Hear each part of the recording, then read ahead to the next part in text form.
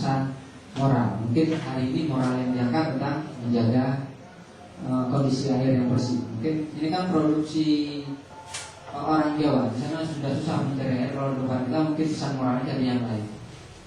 Bagaimana cara menyantuni, menghormati dan seterusnya, baik di keluarga maupun guru. Terus pesan-pesan moral bagi anak perlu hematnya air. Nanti dikaitkan pertama cerita dulu tentang pentingnya menghormati orang tua, terus dikasih pesan-pesan moral untuk bagaimana bisa menghormati orang tua. Mau cerita anak ramanya silakan. Jangan sampai cerita tentang wali Buddha terus. Padahal di sini ada juga anak durhaka namanya anak ramanya. Ya. Tapi kan kita sangat-sangat jarang menceritakan itu keenakan cerita wali Buddha. Lupa dengan karakter dan budaya sendiri.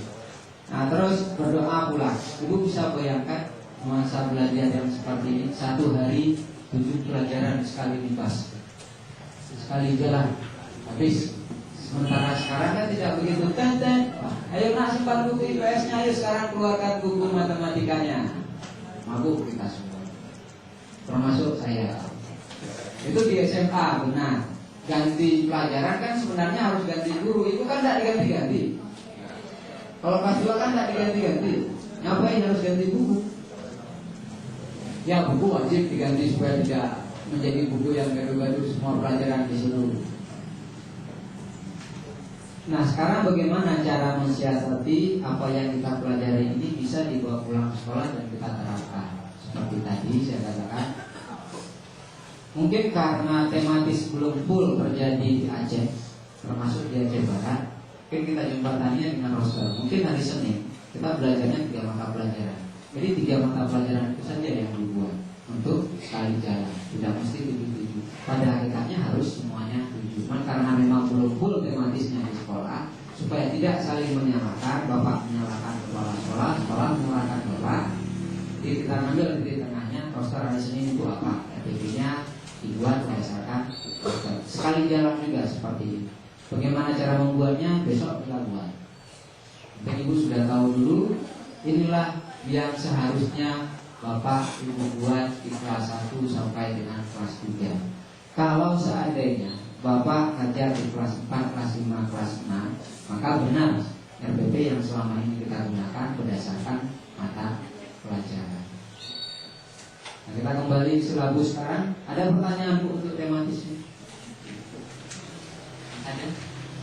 Nah, mungkin sebagian sekolah sudah menggunakan RPP tematis, tapi pelaksanaannya yang juga masih tergantung dengan bunyi bel baru mengganti mata pelajaran. Pada hakikatnya nggak perlu tunggu bel, jadi kita bisa sebentar lari ke bahasa Indonesia, bentar lagi lari ke matematika dan seterusnya.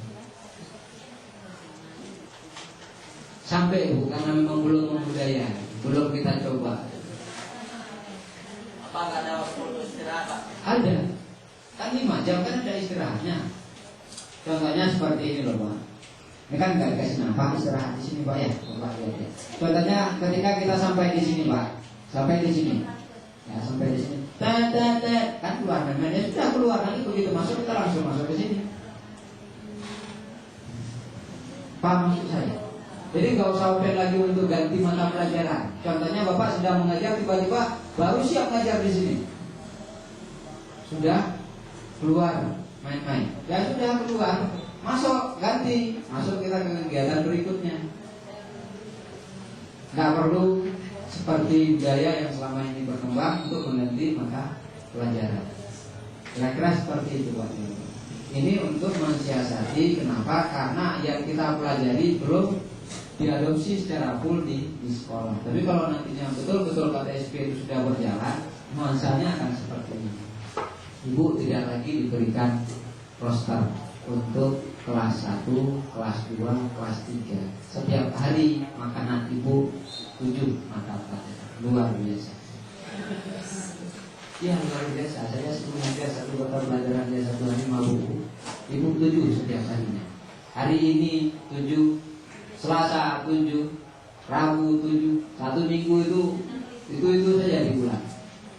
Kan mampu. Tapi sebenarnya kalau ini sudah jadi banyak ya terus sendiri gurunya sesuaikan dengan kondisi. Kelas 2 boleh 27 maksimalnya, kelas 3 boleh 28. satu minggunya 28 jam per minggu.